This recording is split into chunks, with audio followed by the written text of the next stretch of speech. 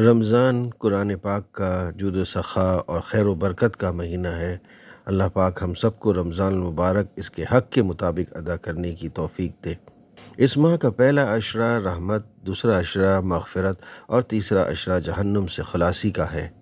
رحمت کے حصول کے لیے اور اللہ پاک کی رحمت خاص کو متوجہ کرنے کے لیے سرکار دو عالم صلی اللہ علیہ وسلم کی بابرکت دعا یا حی یا قیوم برحمتک استغیث نمازوں کے بعد 7، 11 یا 21 بار اور رات دن میں کسی بھی وقت 100 بار پڑھ لینا بہت مفید ہے۔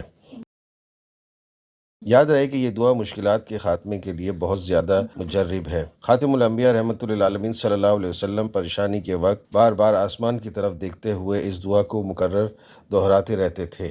معرکہ بدر کے سخت ترین دن میں آپ صلی اللہ علیہ وسلم سجدے میں سر رکھے انہی الفاظ کے ساتھ رب تعالیٰ کے ساتھ مناجات کر رہے تھے کہ جبرائیل علیہ السلام عرش معلیٰ سے فتح کی نوید لے کر تشریف لائے۔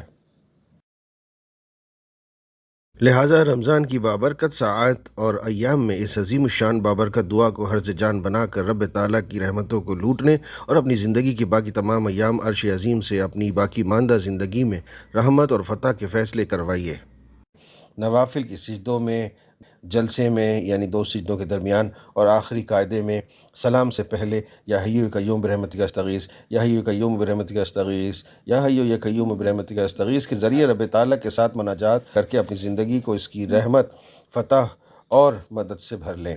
جو لوگ قرض میں جکڑے ہوئے ہیں، مالی پریشانی میں مبتلا ہیں یا کسی آزمائش اور مصیبت میں پھنسے ہوئے ہیں، کوشش کر کے رات میں 313 بار ضرور ان الفاظ کے ساتھ رب تعالیٰ سے مناجات کریں۔ زندگی خوشیوں سے بھر جائے گی، مشکلات کا خاتمہ ہوگا، روزگار کے مسائل حل ہوں گے، قرضوں سے نجات ملے گی اور رب تعالیٰ کی رحمت سے مالا مال ہونے کی وجہ سے رمضان المبارک کی برکات سے بھی مستفید ہوں گے۔